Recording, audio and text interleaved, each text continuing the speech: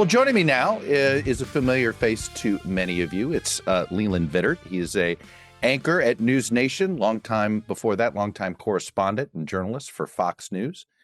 And he's out with a new personal memoir of sorts. It's called Born Lucky, A Dedicated Father, A Grateful Son, and My Journey with Autism. It's a very moving book. And if you're a parent, if you have a child struggling with some of these issues, I think you're going to find this story and this book quite inspiring. And with this issue in the news, it is worth looking at how families deal with this, not how government. We're going to look at this from a family perspective, not necessarily a government perspective. Leland, welcome to the ToddCast. Nice to see you. Chuck, great to be with you. I think we would say, as I've watched you for many, many years on radio, they would say, right, longtime listener, first time caller. So it's great to be with you. So, I found your book very compelling, and it reminded me of my friend, and I'm sure you know this story because you're probably familiar with him, with my friend Ron Fournier, longtime political journalist at the Associated Press, who wrote a book about his journey with his son and the battle that they had and how and just your stories about how principals were treating you and your parents and it's just such a reminder how little the public does understand autism, understand childhood development issues, and how little we understand is how you can overcome them. Right. And I think, And I think that to me feels like the purpose of this book. Yes. Yeah, look, you said it right, and I think you've picked up on it, Chuck, when you said for any parent, grandparent, aunt, uncle who has a kid who is struggling, because it goes way beyond autism to ADHD, anxiety, physical disabilities, just the general bullying that goes on now and is so aggressive. And there's so many kids who are struggling, having such a hard time. And when I was diagnosed, when my parents, and I write this in the book, right? They know there's something wrong with me. If a kid would touch me, I'd turn around and slug them. I was really repellent to kids. And they go into one of those little psychology testing centers, linoleum floors, crummy chairs. We've all been there, stale coffee, old magazines, and they bring me back and take me over to, play with blocks or whatever. While they talk to my parents, and they look at my parents, they said, we really can't imagine what's going on inside his head. And my dad goes, is there anything we can do? Anything? He's desperate. And she goes, generally not. What year is this? This is the mid 80s, right? And autism wasn't understood to be what it is now. I was just going to say, it's I felt like this is a classic story of the 80s. I don't think that's the response the school gives you if this is 2007 or 2008. What do you think?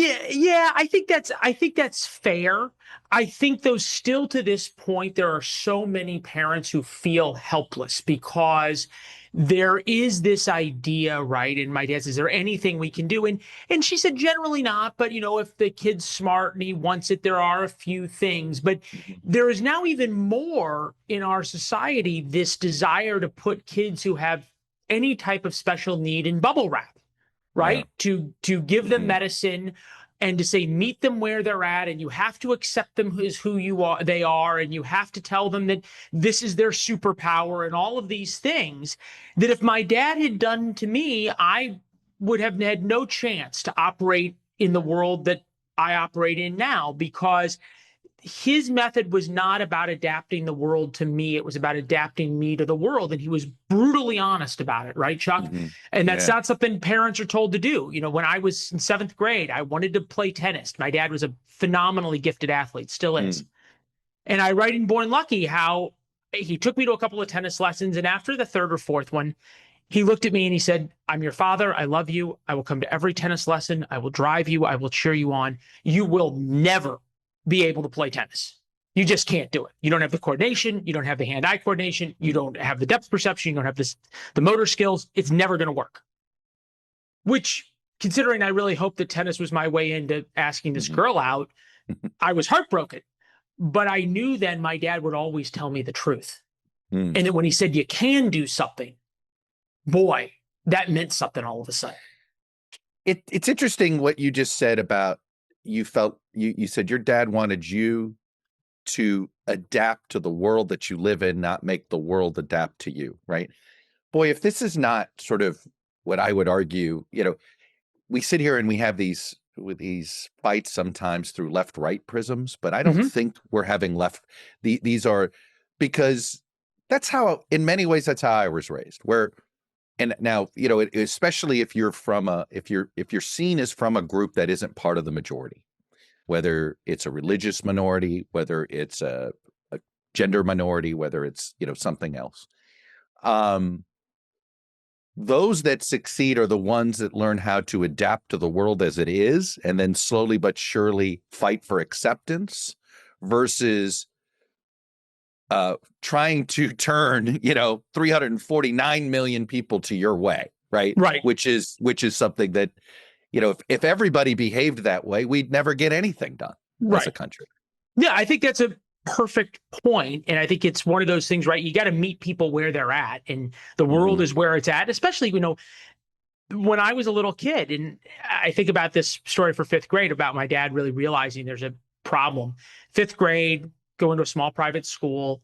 Mm-hmm. He comes over to check on me. I'm getting bullied every day. I'm coming home crying every day. My sister. And this is at a private school Yeah. where your parents are paying for, in theory, extra help, right. not, or at least more personalized, more. I mean, sure. Why did we move from public to private? It was for that, right? To smaller to classes. be fair, though, my parents didn't tell anybody. They didn't tell anybody that I was diagnosed with anything, because my dad said, I didn't want you to be defined by it, and I didn't want you to all, have that.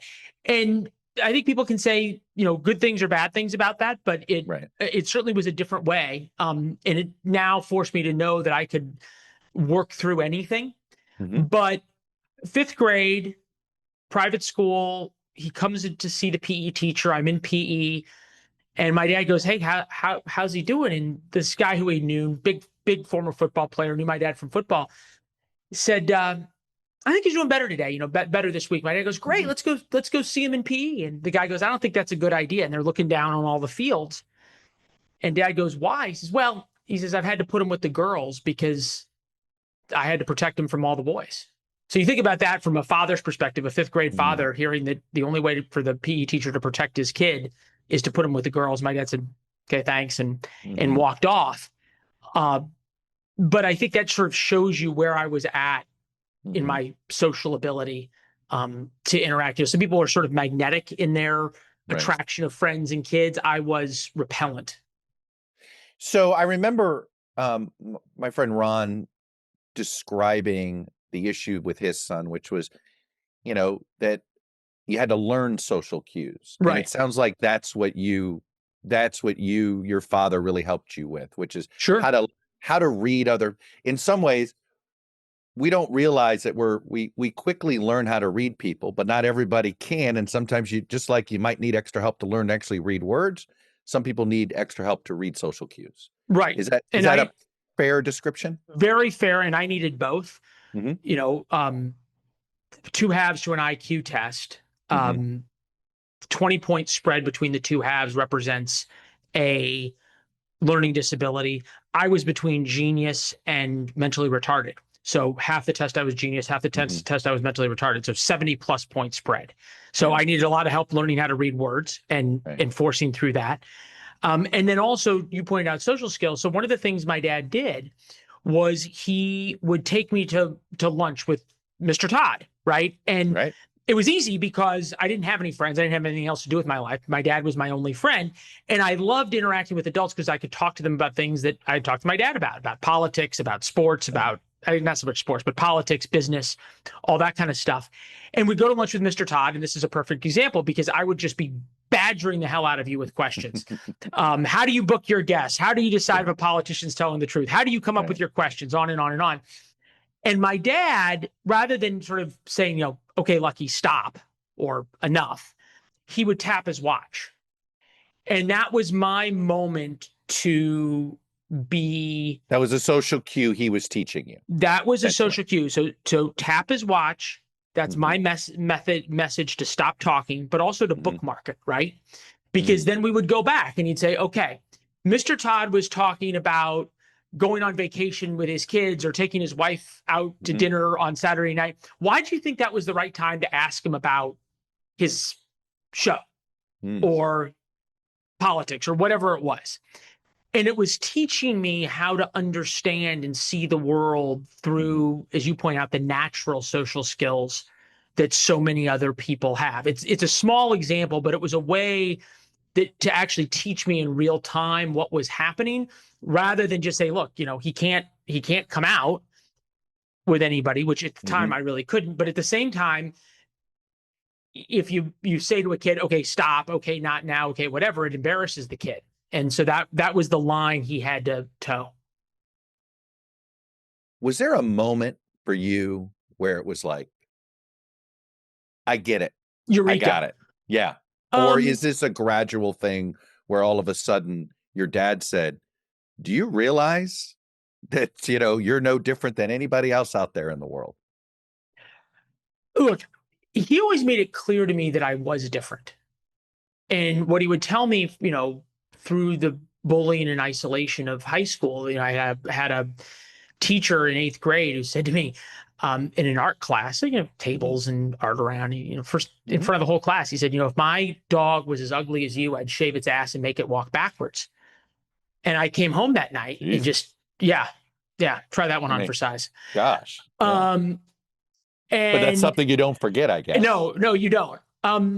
And I don't forget his name either, but we didn't put it in the book. Um, I walked across the street back home that afternoon. My dad was waiting for me, as he was every time that I came home from school, every day, 4:20, and I was just crying. I said I was just humiliated today, and told him what had happened, and Hmm. talked me through it and worked through it. And what was interesting, at the end of the conversation, every night he'd say to me, look, the qualities that make you unpopular now and that you are picked on now and Hmm. that make you humiliated now is what's going to be your strength later on. And it Hmm. wasn't ever about academics. It wasn't ever about being smart or successful. It was about character and hard work. Hmm. And self-esteem was earned, not given, right? I started as a kid doing 200 push-ups a day at Hmm. 6 or 7 years old, because dad was like, I can teach you that hard work is rewarded and that goals matter. So that was where he was very clear to me that I was different. I think you'll appreciate this, Chuck, living where you and I both live now.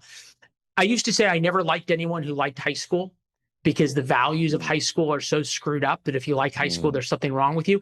And there's a little bit to be said about that about Washington too.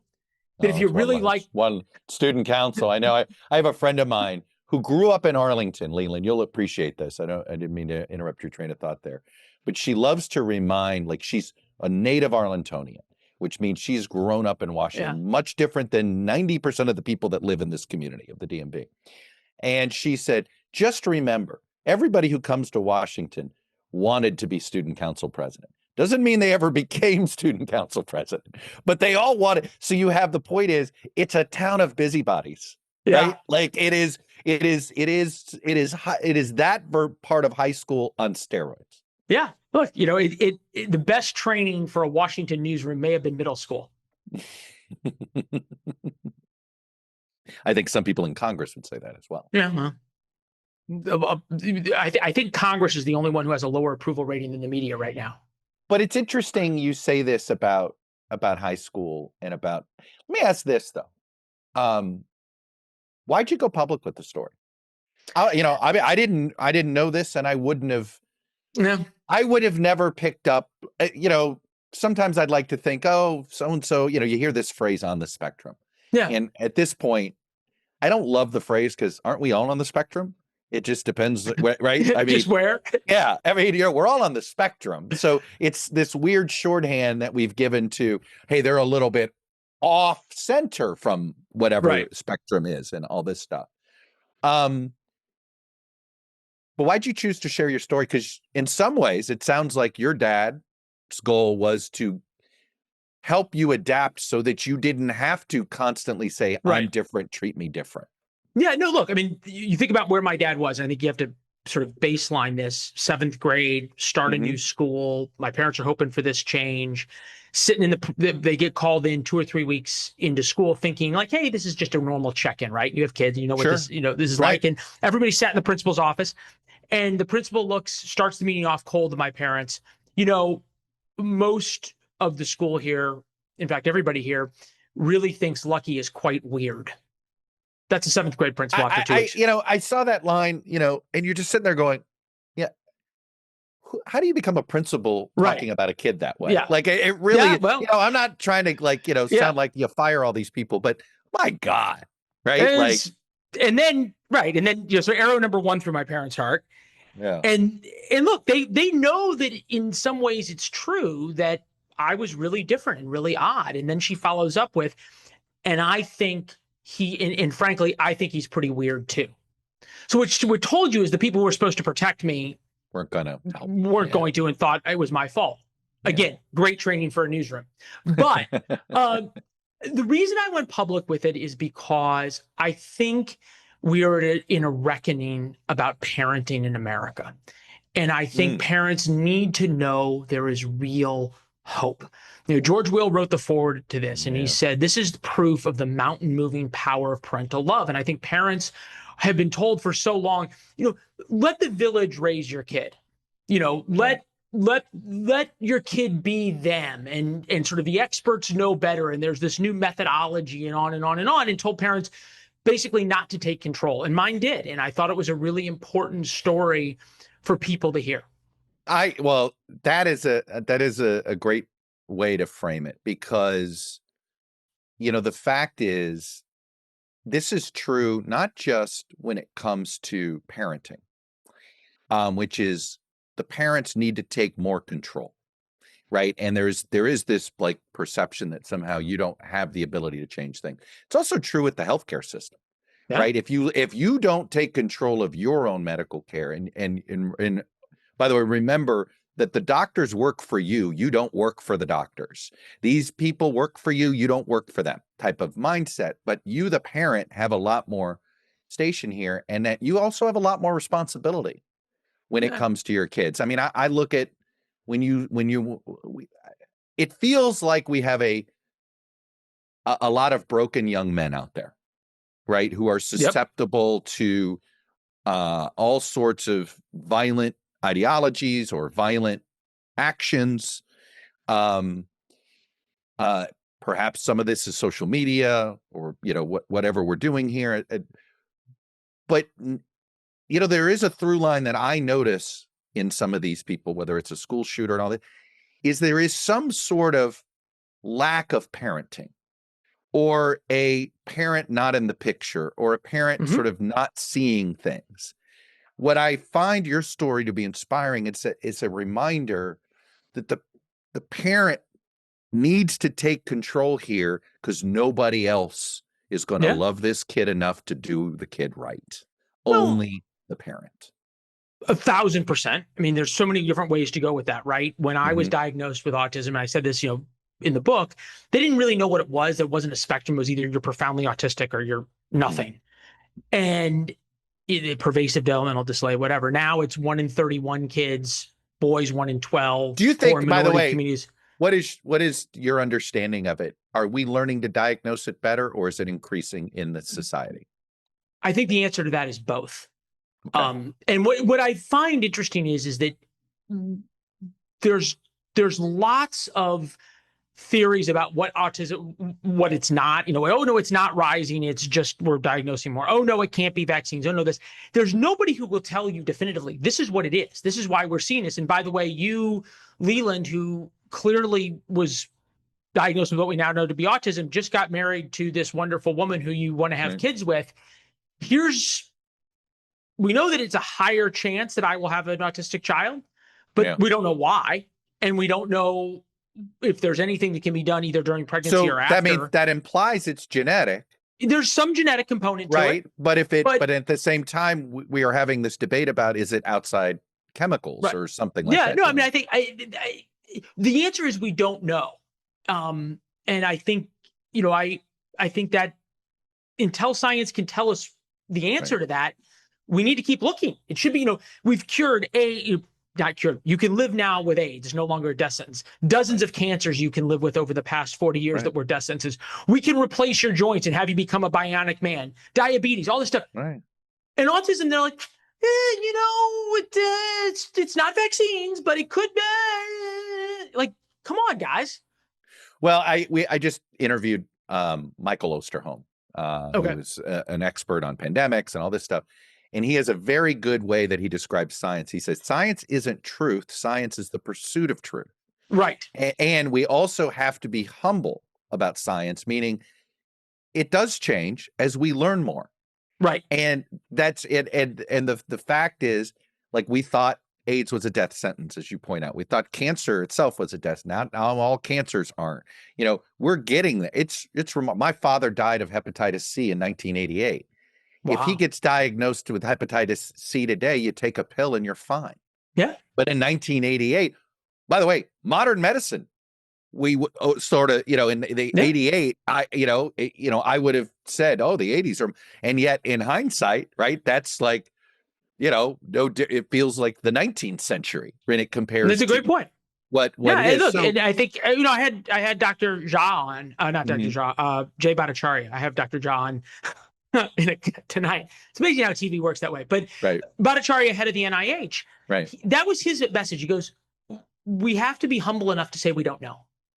And he said, very few scientists are. But to pick up on what you were saying about fatherhood and everything else, this tells fathers, you can make this enormous difference, and you should. And again, over the past 10 or 15 years, fathers have been really sort of told to take a back seat, and that, not to sort of demand more of their sons and demand that their sons stand up and take responsibility. And I don't, doing 200 push-ups a day when you were 5 or 6 years old is not, I'm sure now, he would be counseled against that because you're, doing whatever. And it was a very different way. And I write in the book, in Born Lucky, that how lucky I am also that I had 2 parents, 80, and a family that stayed together. My parents have been married for 50 plus years. Tell the story about how they got engaged in a rib joint after 3 dates. But they, that's not discussed at all. 80% of kids who have a disability of some type, right, especially autism and these other issues, 80% of them, their parents get divorced. It's hard. Look, you see it. Nobody talks about how important that is. And you do, some parent, and look, I'm very hesitant to judge those decisions. 100%. Right. Because none of us are in that bedroom. Okay. Right. But we see instances of this where one parent is willing to devote themselves and the other parent maybe isn't, right? Or the other parent feels overwhelmed or whatever it is. And when they walk away, they think they're helping and they're making it worse. Yeah. I mean, it sounds like that's the message. I don't want to get into specific examples out of privacy concerns, but there's a lot of examples that way where I think when you have a single parent where the other parent walks away because it's just too hard. Right. In their heads, right? It is too disruptive. The sad fact is this is the reminder that we don't give out the equivalent of a driver's license to be a parent, right? And if we did, that person probably wouldn't have qualified to be a parent if they're willing to walk at the first sign of struggle. But it's funny you say it, that you were lucky to be born with 2 parents willing to throw themselves into you. And if you didn't, you might not be where you are today. 1,000%. And look, it's important to keep in mind, this isn't a prescription. It's not a cure. It's not anything else, but it is a story. Your story. It's your story that worked for you. Yeah. It's my story. It worked for me. It worked for my dad. It's a story of hope. And look, my dad wrote the afterword, which I think is that was right. The first thing I thought of when I started reading is, I wonder how your dad feels about all this being public. And then of course you reward the reader with that. Yeah, the afterword from my dad and the forward from George Will, and I had to fill 240 pages in the middle. But he noted in the afterword that the real hero in this is my mother, right? And because she held not only me, but him together. And, I didn't know this until I wrote the book. Okay. So I decided to write the book and tell this story. And I think, try to inspire and give people a lot of hope. And I told you about all the times that, I would come home humiliated, bullied, pushed around, isolated at school.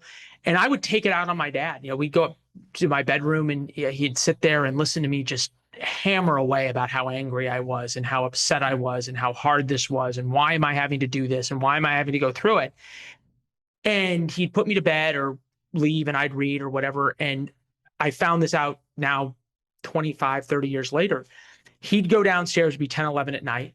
My mom would have been asleep or watching TV, whatever, goes to sleep. And she'd come out and find him in the living room, all dark, just sitting on the couch crying himself, having internalized everything that I had been through. She was his counselor, it sounded like. Yeah. And then, he would then talk to her. I mean, it really is, I think, the amount of the role that my mother played and what we talked about, that I had two parents and that they has this changed your relationship with your mom today, the more you learned? It's a great question. I never went to therapy, right? Now every kid has a therapist and on and on and on. No therapy. Look, and to me, if you have somebody to talk to, you have a therapist. Yep. Well, and that's what therapy is for. It's for those that don't have somebody to talk to. Yeah, my dad was my look down therapist. Upon it. Yeah. No, I don't either. But it was just funny. Typically in these situations, and even I think kids who have great parents, they have a therapist. But anyway, I never went ahead. So this has been like going to therapy on national television, right? But my dad and I still talk 3 or 4 times a day. I still call him every night to say goodnight. He is still my best friend. And that's just him and I. I don't know how else to say it. Has our relationship changed because of it? No, I think certainly in the course of writing this book, and I talk about and tell the story of Rachel and I meeting and her sort of realizing that as we got to know each other better, that there were clearly moments that I would revert back, and there still are, right, to sort of my old tendencies when I'm less disciplined than I should be. And her learning to accept that. So, yeah, I mean, I think I've gained through hearing the stories and experiencing the emotion, not as a kid living in it, but reliving it as an adult. I've gained an enormous more amount of respect and gratitude for my parents than I already had, which was significant. So you offer it up. So I would love for you to share. How did you decide how to share your autism with your now wife?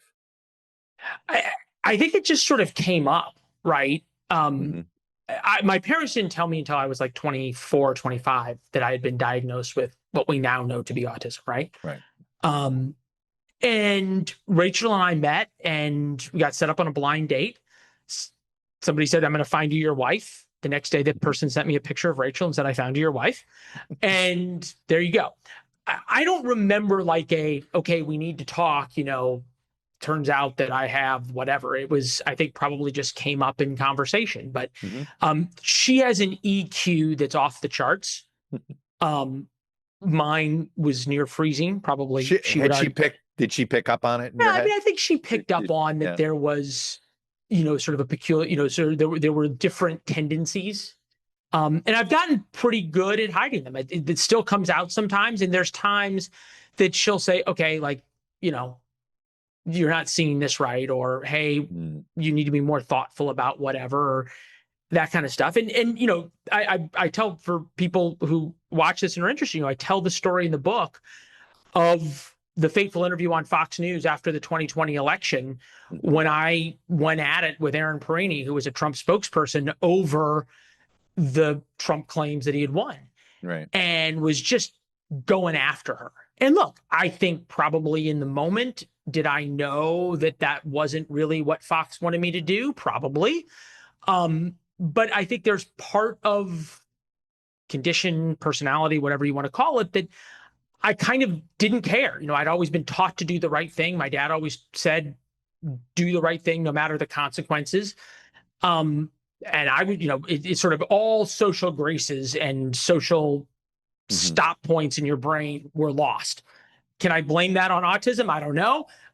But it certainly goes to, there's times that sort of there are missed social cues. So you thought you missed a social cue in that moment? I think if you go back and watch the tape, it's pretty clear that I all of a sudden the guardrails came off. Yeah. And so you attribute it to your autism? What do you attribute it to? Here's a piece of information to be true, and you can't believe someone is denying it. Yeah, I think that there's an indignity to that comes over me, and sort of and I find it, and maybe it was because my dad taught me for so long how important telling the truth was and standing up for the truth. Well, you talk about blunt truth that you got from your father, right? And so in some ways that's going to get passed on. Yeah, and I found it sort of offensive that she kept saying something that was just objectively untrue. And there you go. I don't ever like to blame, I blame my autism. But I mean, I'll give you another example that, people say, well, are you, how did you get over autism? Well, you're never over it. 2 or 3 weeks ago, I was with my father-in-law at his golf club, and I was putting my golf clubs in my travel bag, and I was late and I was focused on something else. And this older gentleman come over and wanted to talk. And one of the sort of very classic tendencies of autism is that you just sort of focus on a task and everything else gets blocked out. Right. And you kind of become obsessive. And I was obsessive about getting my golf bag packed. And I was horrifically rude to him. To the point that even he disrupted your routine in that moment. You were like, I can't be disrupted. And I just was focused on, I have to get the bag packed. And I was really rude. And I afterwards thought, almost in the moment, I knew I should have just stopped what I was doing. And if I was 5 minutes late, fine. And I just didn't. And it was just, and I thought to myself, boy, you're better than this. Your dad really taught you. And so it's still there. Very much so. But you knew. Yeah. In the moment. And I almost couldn't help myself. But not all folks that have autism know that this is happening to them in the moment. Yeah, look, I think it's very true. And again, born lucky, not a cure, not a prescription. My story. Right. I can't remember if it's Autism Society or Autism Speaks, but it says, if you've met a kid with autism, you've met one kid with autism. Yeah. So you have to understand where people are. So when you are, where is it, what do you feel like where has it showcased itself as this superpower for you? I don't know, because I don't know what it's like to live without it. I'm always me. I give that same answer when somebody says, when I tell people that my dad died when I was 16, oh, what was that like? I'm like, I don't know, because I don't know any other way. Well, you you and just my don't dad, know, right? Yeah, you don't know any other way. You just go. Yeah. Right. And that's what you're saying and in fact, the second I answered the question, you answered that way, I almost, that's why I just knocked myself for it. Because I know exactly, you don't know any different. Right. Because you're living your life. Yeah. And look, you just talked about your dad dying when he was 16. That was really the defining moment in my dad's life. It's the fork in the road for me. Everything goes back to that moment for me. It's now I'm 53 and I still like that. It's a yesterday moment. I haven't, the weirdest thing that I'm going through now is my son is now older than I was. And so now I'm having father-son experiences with my son who's a freshman in college that I have nothing to compare it to with my relationship with my father, because he wasn't there. So now they're all new to me. Well, my dad, I think about this all the time because I wonder, am I screwing something up? What am I doing? I don't have any role model anymore, right? I in my head always had a role model up to a point. I hear you. I'm not a father. I think this is the first parenting book ever written, not by a father, but by the kid. And look, my dad, which I think makes it more compelling, because a lot of these parenting books are written from the parent's perspective. And you don't know whether it really worked or not for the child. No. And I think this book is in some ways more powerful because it's written from your perspective, rather than, and, it's one of those things I'd love to someday ask your father how he would have, now that he saw your version of this, does it change how he may describe what he did? If that makes sense. Yeah, I think it does. Good luck getting him to talk about it. I imagine if he were willing to talk, the two of you would be here together. But it Yeah, sounds like this is your story to tell. Yeah, that's what he said. And he really objects to me calling him a hero. yeah, Which I yeah. think is interesting. He lost his dad at 16. Yeah. So I think it speaks exactly what you're saying. There's a reason results matter more than promises. Just like there's a reason Morgan & Morgan has become America's largest injury law firm. For the last 35 years, they've recovered $25 billion for more than 500,000 clients. It includes cases where insurance companies offered next to nothing, short of shortchanging, seeing if they could get away with it. And Morgan & Morgan fought back, and they won millions. In Pennsylvania, one client was awarded $26 million. It was a staggering 40 times the amount that the insurance company originally offered. That offer, $650,000, whatever it took to sort of get away without paying.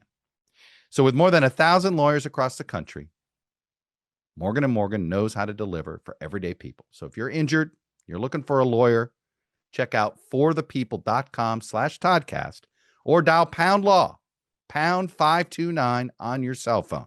And remember, all law firms are not the same. So give Morgan & Morgan a look.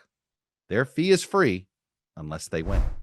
We got about 5 or so minutes here. Let's talk about our industry, the media industry.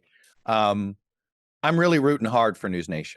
Thank you. And it's because what media, there is no one answer to our media problem, right? We need more voices. Yes, and.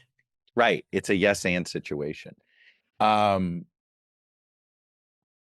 And yet, what you guys are trying to do, what I'd like to think I'm trying to do, and what I tried to do before, and the media industry fights against us, which is, hey, I'm a person who looks at politics through the prism of incrementalism, meaning when you're trying to govern 350 million people who are pretty evenly divided, you can't do anything rashly, right?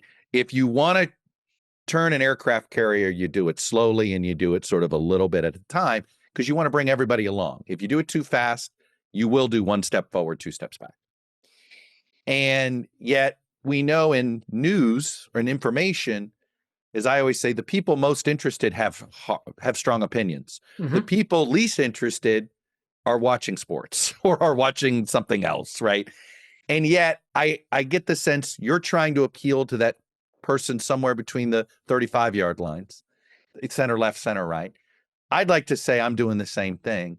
And yet we know the business is driven by those between the goal line and the 30-yard lines, right? Yeah, no, I think it's an excellent analysis. What do you think works and what do you think's been a struggle in this idea of trying to create something that's a bit more, I don't know if you want to call it centrist, moderate. Everybody's got their own description of it, but sort of somewhere broader than what we've seen on traditional cable. Well, I would say a few things. Number one, I think your analysis is right. Yes, and I will add to it that the economic incentives have changed in media, right? Because when there were 3 television networks, broadcasters, and broadsheet newspapers, 1 per town, in order to make money, they had to appeal to everybody. Yeah, you wanted as big of audience as possible. Then as technology has changed, we've gone from broadcasting to cable to narrowcasting to YouTube to everything else. So now nobody has to watch anything that questions their worldview or makes them uncomfortable or whatever it is. And because the social media algorithms is actually sort of tailored to you personally. Mm-hmm. So what has been underserved is the center, because people mistook the center for being bored and uninvolved and uncaring and watching sports and just sort of uninterested. And I think what we've found is that there is a radical center. There are people who are upset with both sides, and that sleeping giant of most of America that's between the 35-yard lines, as you point out, that's in a bell-shaped curve. That's where most people live. They've been awoken, and they do care about sports, but now they're scared. They're scared of the extreme left and they're scared of the extreme right. So where at NewsNation we try to be is in the middle, calling out both sides. Both sides get a hard time. And I think what's different about my show, and I say this, I got asked or invited not to return to Fox News because I've went after Donald Trump, and I have had Trump the White House send out stories and commentaries I've done and said, look, see how great of a job we're doing. Leland says we're doing a great job. So to me, that's what a journalist should be. And I think people are yearning for, and that radical center for somebody to call balls and strikes in a sense on both sides. So that's what we're trying to do. And look, so far it's working two ways. One, ratings are up significantly. We beat MSNBC and CNN across the board last weekend.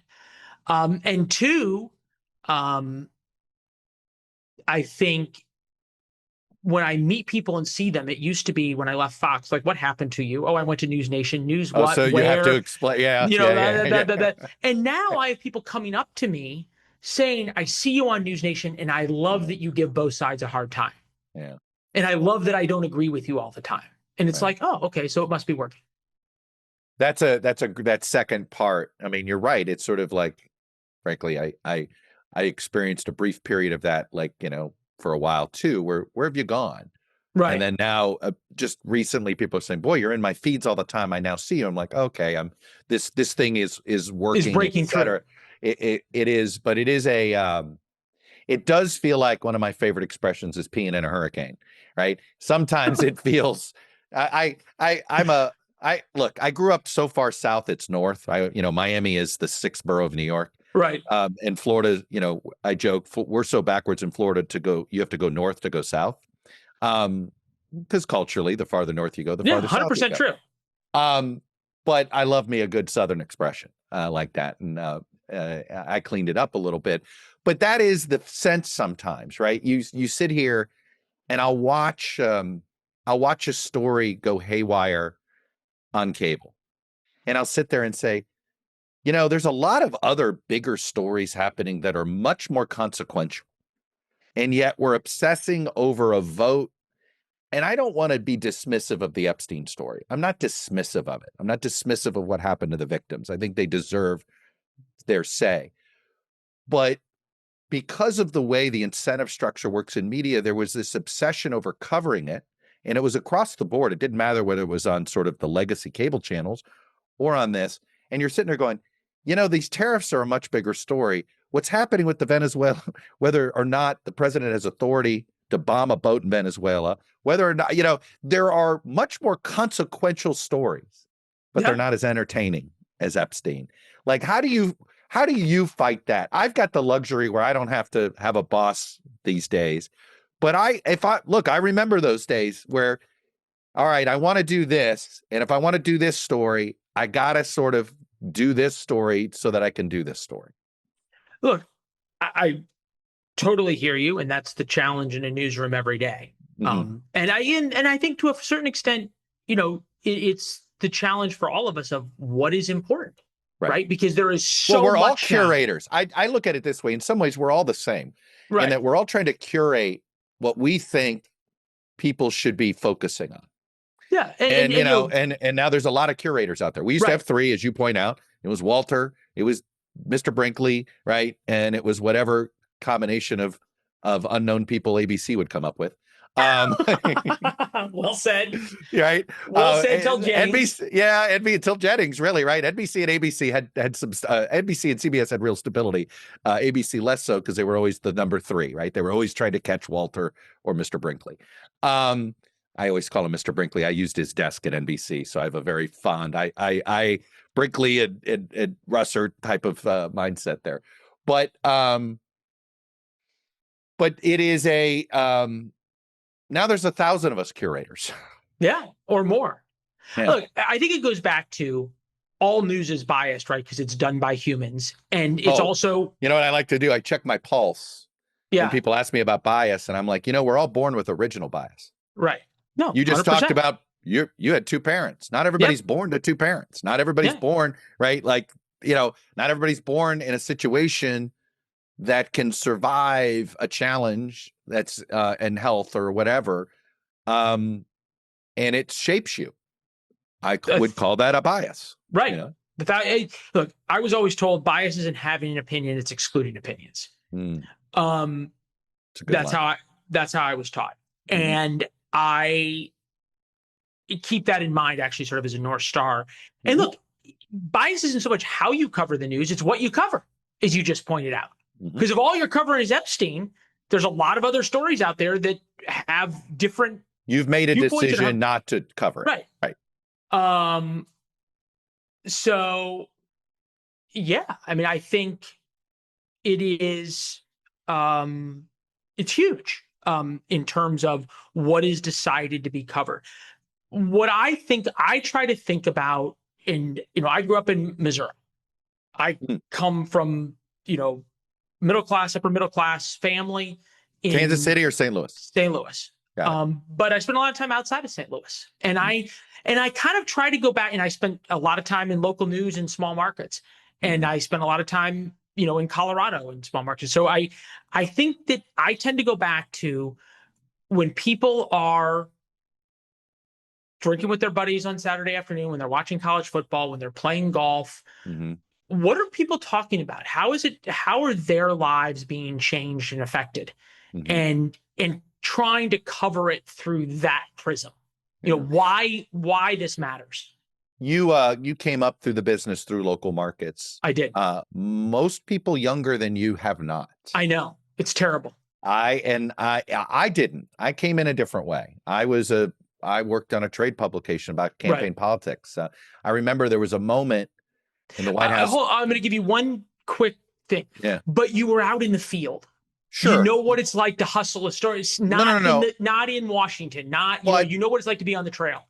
but the reason I bring up local is that I really believe the loss of local is why they don't trust us as much as they used Sure. to. Because local was our character reference for Yeah. the national, right? Your local people knew who the local journalists were. People's families knew, oh yeah, my son goes to school with his daughter or whatever it is, right? They knew they were members of the community. And that created a level of trust locally that could never be matched nationally because the national didn't live there, right? The local lived there. Um, and I also view that local journalism is different from national journalism in that on the local level, you're there to help people live their lives. 90% of the stories local news does is to help people navigate their life in that community. National news is different, right? It's about telling you what you need to know in civics, like what you need to know about the country as a whole, which of course in and of itself is more divisive. Local news, much less divisive. But I think the loss of local news, as I joke, a man named Craig came along and said, classified ads ought to be free, yada, yada, yada. We destroyed the entire local news ecosystem, right? We didn't fully appreciate how much that revenue stream kept so many local publications together. And yet I look at our media problem today, and I think the loss of local is what is the biggest. It's sort of like a house can stand up, but there's always one pillar that is keeping the whole thing up together.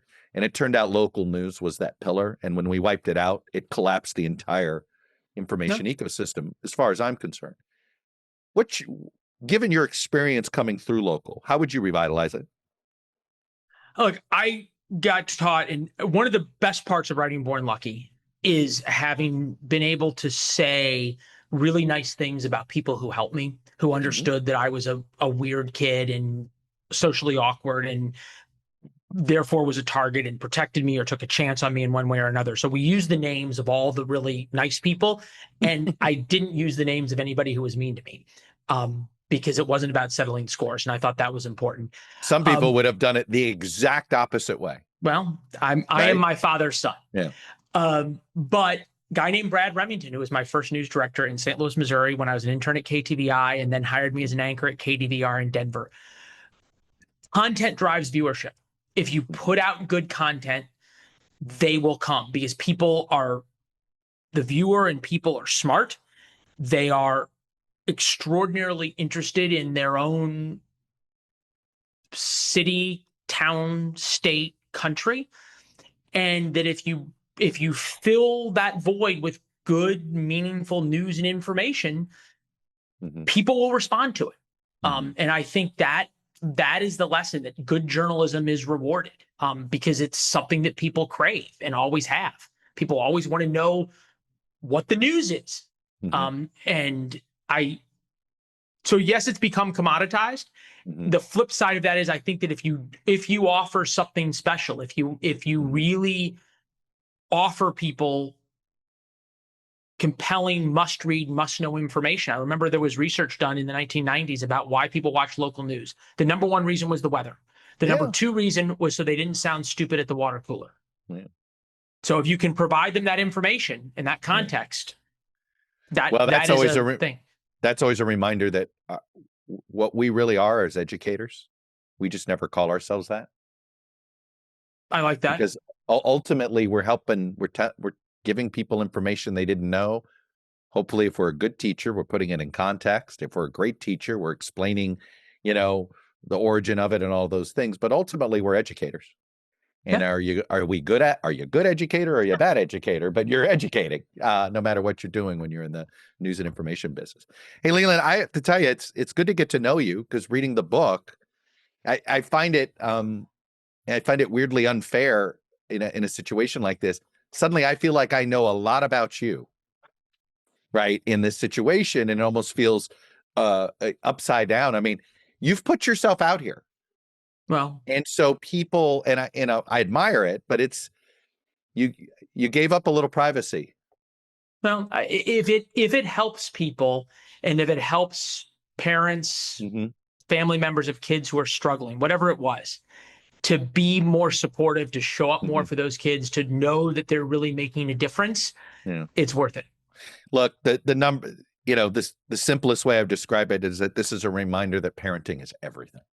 Well, and I hope that there's enough parents who gain something from it, that it makes it so that there's some lives that have been changed, and that then it'll be worth it. So, I mean, Born Lucky is my story. I always say, and it is my book. It's about me, but it's not for me. It's for parents and grandparents and aunts and uncles who have a kid. And what parent doesn't want to help their kid? 100%. That's a reminder of what we all have in common. Hey, Leland, congratulations. Thanks, Chuck.